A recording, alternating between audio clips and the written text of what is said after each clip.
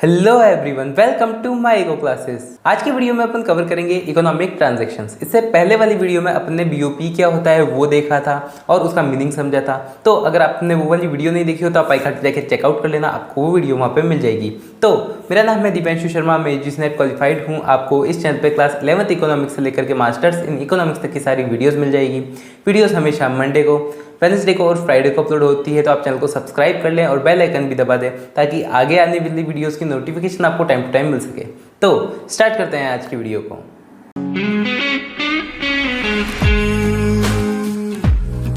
Start करते हैं अपन इकोनॉमिक ट्रांजैक्शन से। इकोनॉमिक ट्रांजैक्शन भी किसका पार्ट है? बीओपी का पार्ट है ऑफ बीओपी।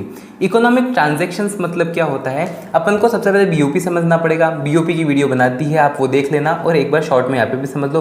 बीओपी मतलब कंट्रीज के बीच में जो ट्रांजैक्शन होता है उसका सिस्टमेटिक रिकॉर्ड जो होता है उसको अपन क्या कहते हैं? बीओपी कहते हैं। मतलब कंट्री ने कितना इंपोर्ट किया, कंट्री ने कितना एक्सपोर्ट किया, उसका जो स्टेटमेंट बनेगा उसके अंदर जो लिखी जाएगी, मतलब कितने अमाउंट का इंपोर्ट हुआ, कितने अमाउंट का एक्सपोर्ट हुआ, किसने कितना दिया, किसने कितना लिया, ये सारी चीज़ें जब एक सिस्टमेटिक रिकॉर्ड में लिखी जाती है उसको ही अपन बैलेंस ऑफ पेमेंट बोलते हैं। क्लियर? अपन ने ये भी देखा था बैलेंस ऑफ पेमेंट हमेशा जीरो होना चाहिए। वो एक अच्छी सिचुएशन होती है कि मतलब ना पैसा अपन किसी से ज़्यादा ले रहे हैं ना किसी से को ज़्यादा दे रहे हैं। मतलब अपनी कंट्री में जो पैसा है, अगर अपने पास 100 रुपीज़ है कंट्री के पास, तो 100 रुपीज़ ही अभी भी है ट्रांजैक्शन करने के बाद। तो ये चीज़ अपन ने देखी। अब अगर अपन बात करें इकोनॉमिक ट्रांजैक्शन क्या होता है, तो बीओपी में अपन ने ये देख लिया कि ट्रांजैक्शन तो होता है। इकोनॉमिक ट्रांजैक्शन मतलब अब वो ट्रांजैक्शन किन किन चीज़ों का हो सकता है, उस ट्रांजैक्शन में कौन कौन सी चीज़ें आती है अपन कंसीडर करते हैं, वो अपन इकोनॉमिक ट्रांजैक्शन में देखने वाले हैं। तो सबसे पहले बात करते हैं अपन economic transactions refer to those transaction which involve transfer of the title of ownership of goods, services, money and asset. अपन इसके अंदर क्या बात करते हैं कि अपन किसी को कोई चीज़ दे रहे हैं, देने से क्या होता है, जो ओनरशिप होती है वो ओनरशिप शिफ्ट हो जाती है। मतलब अगर मेरे पास 5 क्लोथ है, शर्ट है, मान लो 5 शर्ट है, उसमें से मैं 3 शर्ट बाहर दे रहा हूँ, एक्सपोर्ट कर रहा हूँ। ठीक है, तो एक्सपोर्ट करने के बाद वो शर्ट मेरी तो नहीं रहेगी, किसी और की हो जाएगी। तो इसलिए कहते हैं अपन ट्रांसफर ऑफ ओनरशिप या फिर ट्रांसफर ऑफ टाइटल। ठीक है, जब अपन ट्रांसफर कर देते हैं, मतलब अपनी चीज़ किसी और को दे देते हैं हमेशा के लिए, तब अपन क्या करते हैं? ओनरशिप ट्रांसफर कर देते हैं। तो वही चीज़ ये कह रहा है कि इकोनॉमिक ट्रांजैक्शन क्या है, ये रेफर करता है वो सारी ट्रांजैक्शन जिसके अंदर अपनी ओनरशिप चेंज हो रही है। मतलब अपन किसी को कोई चीज़ दे रहे हैं हमेशा के लिए। ठीक है, अब वो देने वाली चीज़ें कौन कौन सी हो सकती है? वो गुड हो सकता है, कोई सर्विसेज अपन दे सकते हैं, मनी अपन किसी को दे रहे हैं, या फिर कोई एसेट अपन किसी को दे रहे हैं। क्लियर? तो ये सारी चीज़ें किस में आ जाती है? इकोनॉमिक ट्रांजैक्शन में आ जाती है। मतलब कोई भी कंट्री एक्सपोर्ट करती है, इंपोर्ट करती है, तो इनमें से किसी चीज़ों का ही करती है, इसके अलावा और कोई चीज़ें नहीं आती है। तो अब ये सारी चीज़ें अपन ने देखी, गुड्स, सर्विसेज, मनी, एसेट। तो इसी के हिसाब से इसको कुछ कैटेगरीज में डिवाइड किया गया है। और वो कैटेगरीज कौन सी है? विजिबल आइटम्स, जिनको अपन देख सकते हैं, वो विजिबल आइटम्स कौन कौन से हो जाएंगे? जैसे गुड्स को अपन देख सकते हैं, कोई भी मतलब चीज़ें हो गई, जैसे शर्ट हो गई, टी शर्ट हो गई, बाइक हो गई, कार्स हो गई, ये सब क्या है? देख सकते हैं अपन, टच कर सकते हैं, उनको फील कर सकते हैं। तो वो सब चीज़ें क्या है? विजिबल गुड में आ जाती है। फिर इनविजिबल आइटम्स कौन सी होती है? इनविजिबल आइटम्स मतलब जिसको देख नहीं सकते। जैसे कोई टीचर है, वो बाहर गया, उसने एक लेक्चर लिया, एक पढ़ाया, मतलब एक क्लास ली उसने, और उसको पैसे मिले। ठीक है, और वो वापस आ गया। तो कोई देखने जैसी काम नहीं किया उन्होंने, मतलब कोई गुड्स का ट्रांसफर नहीं हुआ, कोई ऐसे फिजिकल चीज़ उन्हें दी नहीं है, बट क्या है कि अपनी नॉलेज शेयर करी। उस नॉलेज शेयर करने कोई किस में आ जाता है? इनविजिबल आइटम्स में आ जाता है। वैसे ही डॉक्टर आ जाते हैं, डॉक्टर, टीचर, और कोई भी सर्विसेज अगर कोई इंसान देता है, सर्विसेज। ठीक है, तो वो सब किस में आ जाता है? इनविजिबल आइटम्स में आ जाता है। मतलब जिसको अपन देख नहीं सकते, बाकी वो चीज़ें हुई हैं। और क्या हुआ है? एक तरह से मनी का ट्रांसफ़र हुआ है। जैसे अगर कोई टीचर है, वो बाहर गया, उन्होंने एक लेक्चर लिया, तो उनके बदले उनको फीस मिली, और फीस मिलने के बाद उनको एज ए पेमेंट मिलने के बाद वो वापस आए। तो एक तरह से वो पेमेंट लेके तो आए, उसके बदले क्या दिया? कोई फिजिकल गुड नहीं दिया, बट एक तरह से इनविजिबल गुड्स गए। फिर ट्रांसफ़र ऑफ कैपिटल, कैपिटल का ट्रांसफ़र यानी पैसों से लेन देन जो भी होता है वो कैपिटल ट्रांसफ़र में आता है। फिर इसके बाद अपन बात करते हैं यूनिलेटरल ट्रांसफ़र। यूनिलेटरल यानी अपन समझते हैं एक तरफा। मतलब वन साइडेड। इसके अंदर क्या होता है, वन साइडेड ही चीज़ें होती है। मतलब जैसे इन सब में अपन क्या देख रहे थे कि कोई सामान दिया तो कोई सामान आया, ये देख रहे थे। यूनिलेटरल में सिर्फ एक सामान दिया जाता है, जैसे गिफ्ट, ठीक है। गिफ्ट अगर कोई इंसान देता है तो उसके बदले उसको गिफ्ट मिले या ना मिले उसको कोई दिक्कत नहीं है, बट वो अपनी तरफ से क्या कर रहा है, गिफ्ट दे रहा है। तो ये सब क्या होती है, वन साइडेड चीज़ें होती है। इनको भी ब्रॉड में समझते हैं और देखते हैं। तो विजिबल आइटम्स कौन कौन से, these include the export and import of type of tangible goods. ये सब क्या होते हैं, टेंजेबल गुड्स होते हैं जिनको अपन देख सकते हैं। These are called visible. इनको ही अपन क्या कहते हैं, विजिबल गुड भी कहते हैं, यानी टेंजेबल गुड को अपन विजिबल भी कहते हैं। दे कैन बी टच्ड, उनको टच किया जा सकता है, देखा जा सकता है, फील किया जा सकता है और मेजर किया जा सकता है। तो वो सब क्या है, विजिबल गुड है।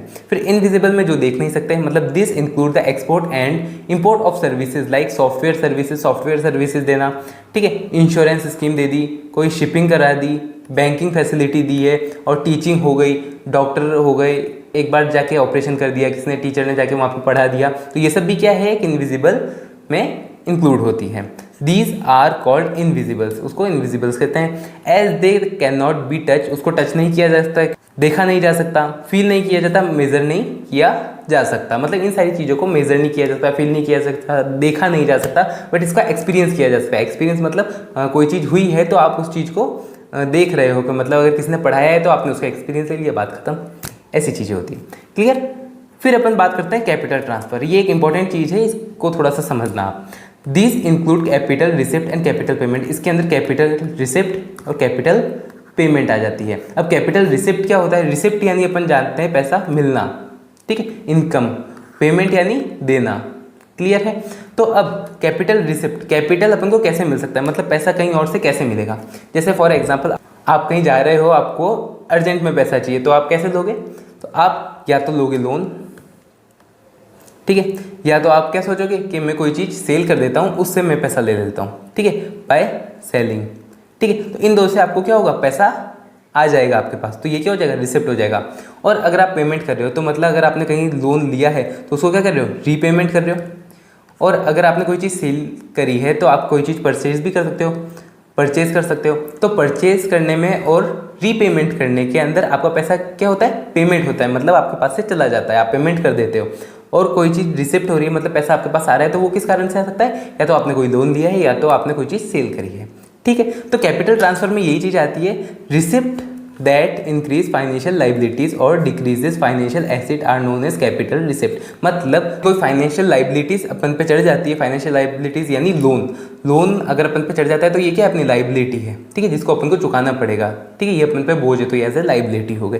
तो रिसिप्ट होना यानी कोई लाइबिलिटी या तो अपन पे चढ़ जाती है, और या तो कोई अपन एसेट जो अपना फाइनेंशियल एसेट होता है उसको अपन डिक्रीज कर देते हैं। डिक्रीज करना यानी एक तरह से सेल करना हो गया, कि मतलब कम कर दिया अपन ने फाइनेंशियल एसेट कम करते हैं तो अपन को क्या मिलता है, उसके बदले पैसा मिल जाता है, क्लियर। तो उसको अपन क्या कहते हैं, कैपिटल रिसिप्ट हो गई। तो ओके, फिर इसका एग्जाम्पल भी देख लो, अ सेल ऑफ एसेट, मतलब कोई भी एसेट सेल करना है या फिर कोई भी उधार लेना, ये क्या आ जाता है, कैपिटल रिसिप्ट का पार्ट है।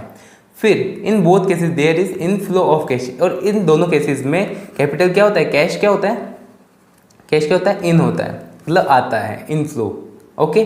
फिर कैपिटल पेमेंट में क्या होता है, compromise and outflow of cash. इसके अंदर कैश क्या होता है, कैश होता है आउटफ्लो मतलब बाहर चला जाता है। जैसे अपने पास कैश है, अपन किसी और को दे रहे हैं, अपन कब देते हैं, कोई चीज़ खरीदते हैं जब देते हैं, या तो अपन कोई भी लोन रीपेमेंट कर देता है, ठीक है। फॉर एग्जाम्पल, इसका एग्जाम्पल देखिए, द परचेज ऑफ एसेट, मतलब वही पहले रिसिप्ट में अपन ने सेल किया था, अब पेमेंट में अपन परचेज कर रहे हैं, और रीपेमेंट ऑफ लोन, और लोन का रीपेमेंट कर दिया, क्लियर है, ठीक है। तो ये चीज़ इसमें आ जाती है।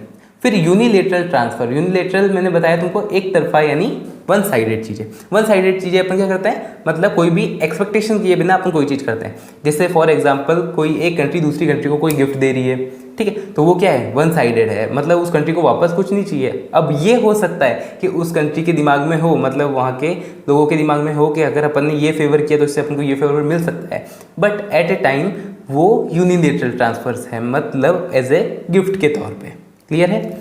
These are one-sided transactions that include transfer of goods and services without any claims for repayment, ठीक है, मतलब रीपेमेंट के लिए कोई क्लेम्स नहीं होता। मतलब अगर ए कंट्री ने बी कंट्री को कोई कार दी, ठीक है।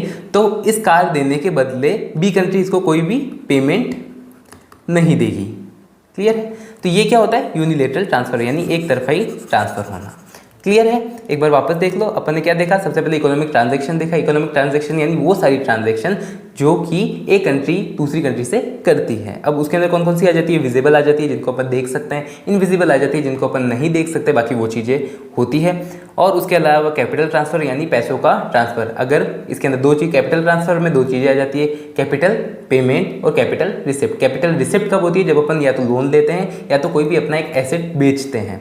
कैपिटल पेमेंट कब होती है? जब अपन कोई भी एसेट खरीदते हैं या फिर अपन लोन की रीपेमेंट करते हैं। क्लियर है? फिर उसके बाद अपन ने यूनिलेटरल ट्रांसफर देखा। यूनिलेटरल यानी वन साइडेड, जो कि एक तरफा होता है, मतलब एक जन ने आपको कोई चीज़ दी, उसके बदले आपको उसको कोई चीज़ देनी नहीं है। तो ये एज ए फॉर्म गिफ्ट में अपन लेते हैं। ओके, क्लियर है? तो ये सारी चीज़ें थी इकोनॉमिक ट्रांजैक्शन की। आगे आने वाली वीडियोस में अपन बीओपी की और भी वीडियोस को कवर करेंगे, चार्ट बना करके भी देखेंगे पूरा।